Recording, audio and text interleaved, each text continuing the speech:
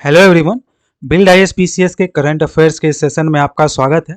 आज के इस वीडियो में हम 11 जून से 19 जून 2023 तक के टॉप 10 करंट अफेयर्स को इन डेप्थ में कवर करेंगे। और दोस्तों, शुरू करने से पहले चैनल को सब्सक्राइब, वीडियो को लाइक एंड शेयर जरूर कर लें। So let's begin. निम्नलिखित में से कौन सा देश अंतर्राष्ट्रीय उत्तर दक्षिण परिवहन गलियारा यानी कि INSTC परियोजना का सदस्य नहीं है? आपके ऑप्शंस हैं भारत, यूक्रेन, तुर्की, संयुक्त अरब अमीरात। इसका सही विकल्प दोस्तों ऑप्शन डी हो जाएगा, संयुक्त अरब अमीरात। चलिए इसकी डिटेल्स को देखते हैं। International north south transport corridor एक बहु मॉडल परिवहन मार्ग है जो हिंद महासागर और फारस की खाड़ी को ईरान के रास्ते कैस्पियन सागर से और आगे रूस में सेंट पीटर्सबर्ग के माध्यम से उत्तरी यूरोप को जोड़ता है। इस गलियारे का मुख्य उद्देश्य भारत और रूस के बीच ढुलाई की लागत और पारागमन समय को कम करना है। इस समझौते को 13 देशों जिनमें भारत, रूस, Iran, Azerbaijan, Belarus, Bulgaria, Armenia, Kazakhstan, Kyrgyzstan, Oman, Tajikistan, तुर्की और यूक्रेन द्वारा अनुमोदित किया गया। चलिए नेक्स्ट क्वेश्चन को देखते हैं। एलिगेटर गारफिश के संदर्भ में निम्नलिखित कथनों पर विचार कीजिए। पहला कथन, यह भारत में आमतौर पर पाया जाता है। दूसरा कथन, यह मुख्यतः मीठे पानी की झीलों में पाया जाता है। ऊपर दिए गए कथनों में से कौन सा कथन सही है या है? आपके ऑप्शंस हैं केवल एक, केवल दो, एक और दो दोनों, ना तो एक और ना ही दो। इसका सही विकल्प दोस्तों ऑप्शन बी हो जाएगा, केवल दूसरा स्टेटमेंट सही है। चलिए इसकी डिटेल्स को देख लेते हैं। एलिगेटर गारफिश उत्तरी अमेरिका में मीठे पानी की सबसे बड़ी मछलियों में से एक है और गार परिवार की सबसे बड़ी प्रजाति है। यह गारफिश तेजी से बढ़ती है और इसका जीवन काल 20 से 30 साल तक का होता है। यह आमतौर पर उत्तरी और मध्य अमेरिका और मैक्सिको में पाया जाता है। यह एक शिकारी मछली और मांसाहारी मछली है। यह सभी प्रकार की मछलियों को खा सकती है और समग्र पारिस्थितिकी तंत्र के लिए खतरा बन सकती है। चलिए नेक्स्ट क्वेश्चन को देखते हैं। राष्ट्रीय जल पुरस्कार के संदर्भ में निम्नलिखित कथनों पर विचार कीजिए। पहला कथन, ये पुरस्कार राज्यों और व्यक्तियों द्वारा किए गए अनुकरणीय कार्यों और प्रयासों को पहचानने और प्रोत्साहित करने के लिए दिए जाते हैं। दूसरा कथन, यह पुरस्कार केंद्रीय जल शक्ति मंत्रालय द्वारा दिया जाता है। ऊपर दिए गए कथनों में से कौन सा कथन सही है या है? आपके ऑप्शंस हैं केवल एक, केवल दो, एक और दो दोनों, ना तो एक और ना ही दो। इसका सही विकल्प दोस्तों ऑप्शन सी हो जाएगा, पहला और दूसरा स्टेटमेंट दोनों सही है। चलिए इसकी डिटेल्स को देखते हैं। राष्ट्रीय जल पुरस्कारों का पहला संस्करण 2018 में जल संसाधन, नदी विकास और गंगा संरक्षण विभाग द्वारा पेश किया गया था। ये पुरस्कार देश भर में राज्यों, जिलों, व्यक्तियों, संगठनों आदि द्वारा किए गए अनुकरणीय कार्य और प्रयासों को मान्यता देने और प्रोत्साहित करने के लिए जल समृद्ध भारत के दृष्टिकोण को प्राप्त करने के लिए दिए जाते हैं। इसमें 11 श्रेणियां, सर्वश्रेष्ठ राज्य, सर्वश्रेष्ठ जिला, सर्वश्रेष्ठ ग्राम पंचायत, सर्वश्रेष्ठ शहरी स्थानीय निकाय आदि शामिल हैं। यह पुरस्कार केंद्रीय जल शक्ति मंत्रालय द्वारा दिया जाता है। चलिए नेक्स्ट क्वेश्चन को देखते हैं।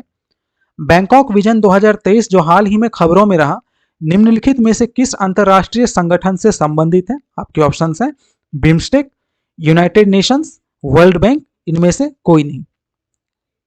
इसका सही विकल्प ऑप्शन ए हो जाएगा, बिम्स्टेक यानी कि bay of Bengal initiative for multi sectoral technical and economic cooperation. चलिए अब इसकी डिटेल्स को देखते हैं। थाईलैंड ने बिम्स्टेक बैंकॉक विजन 2030 प्रस्तुत किया। इसका उद्देश्य शांति, स्थिरता और आर्थिक स्थिरता के क्षेत्र के रूप में बिम्स्टेक को और बढ़ावा देना है। प्रारंभ में इसका गठन 4 सदस्य राष्ट्रों से किया गया था, जिनका संक्षिप्त नाम बिस्टेक था और इनमें पहले बांग्लादेश, भारत, श्रीलंका, थाईलैंड आर्थिक सहयोग शामिल थे। और वर्ष 1997 में म्यांमार के शामिल होने के बाद इसका नाम बदलकर बिम्स्टेक कर दिया गया। बिम्स्टेक के 7 सदस्यों में से 5 दक्षिण एशिया से हैं, जिनमें बांग्लादेश, भूटान, भारत, नेपाल और श्रीलंका शामिल हैं तथा 2 म्यांमार और थाईलैंड दक्षिण पूर्व एशिया से हैं। चलिए नेक्स्ट क्वेश्चन को देखते हैं। जेंडर सोशल नॉर्म्स इंडेक्स जो हाल ही में खबरों में रहा, किस संस्था द्वारा जारी किया जाता है? आपके ऑप्शन है विश्व आर्थिक मंच, संयुक्त राष्ट्र विकास कार्यक्रम, विश्व बैंक, इनमें से कोई नहीं। इसका सही ऑप्शन बी हो जाएगा, संयुक्त राष्ट्र विकास कार्यक्रम। चलिए इसकी डिटेल्स को देखते हैं। हाल ही में संयुक्त राष्ट्र विकास कार्यक्रम ने जेंडर सोशल नॉर्म्स इंडेक्स 2023 जारी किया। यह महिलाओं के प्रति पूर्वाग्रहों की मात्रा निर्धारित करता है। महिलाओं की भूमिकाओं के प्रति लोगों के दृष्टिकोण को भी कैप्चर करता है। इसने उन चार आयामों में राजनीतिक, शैक्षिक, आर्थिक और भौतिक अखंडता शामिल है। इसके महिलाओं के प्रति लोगों के दृष्टिकोण को ट्रैक किया, इन 4 आयामों को मद्देनजर रखते हुए। चलिए नेक्स्ट क्वेश्चन को देखते हैं। सी लेट्यूस के संबंध में निम्नलिखित कथनों पर विचार करें। पहला कथन, यह हरे शैवाल की प्रजाति का है जो आमतौर पर दुनिया भर के समुद्र और महासागरों में चट्टानी किनारों पर पाया जाता है।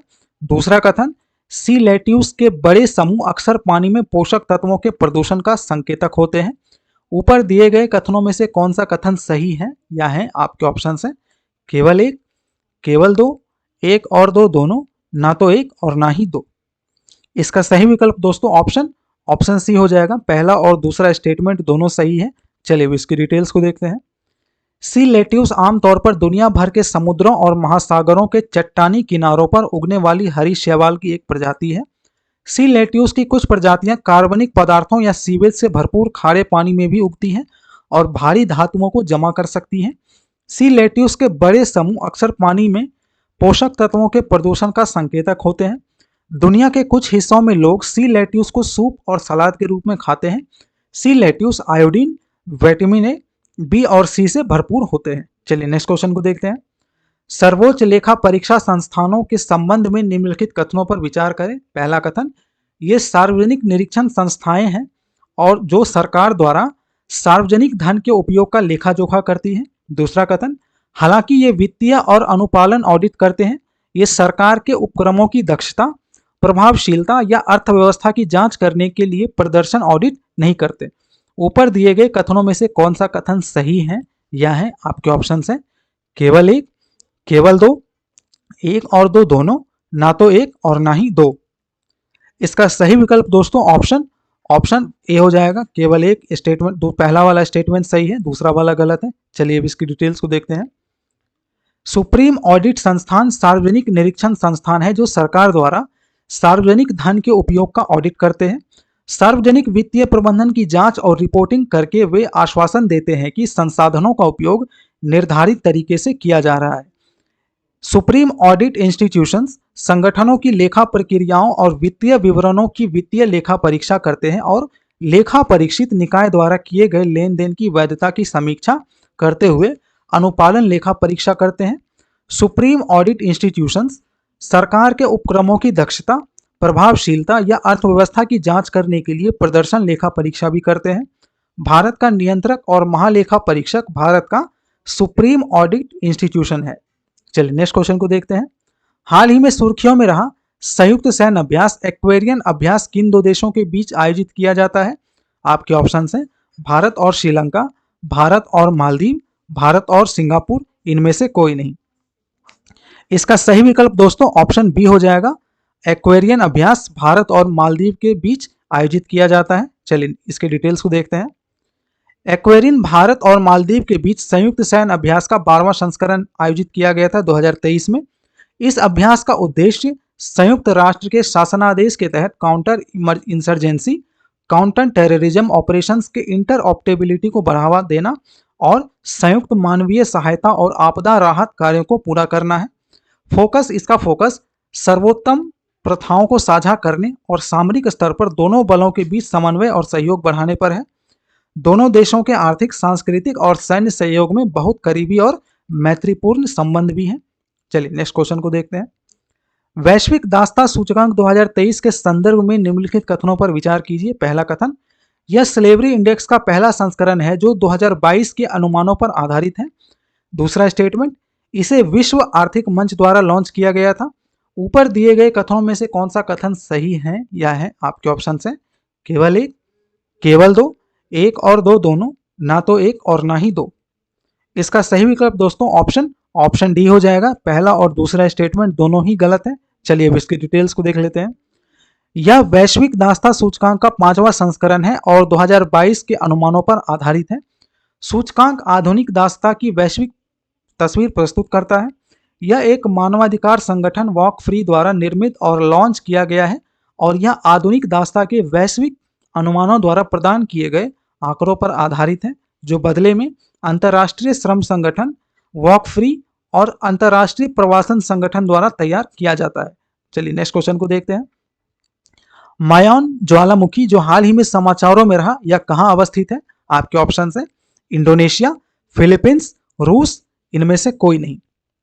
इसका सही विकल्प दोस्तों ऑप्शन बी हो जाएगा, मायोन ज्वालामुखी फिलीपींस में स्थित है। चलिए इसकी डिटेल्स को देखते हैं।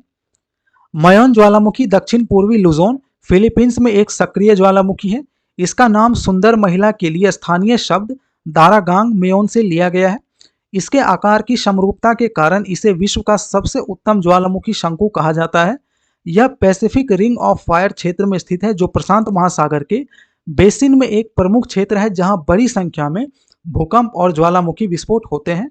तो चलिए मिलते हैं बिल्ड आईएसपीसीएस के करंट अफेयर्स के अगले सेशन में। अगर आपको यह वीडियो अच्छा लगा तो प्लीज़ हमारे चैनल को सब्सक्राइब, वीडियो को लाइक एंड शेयर जरूर करें।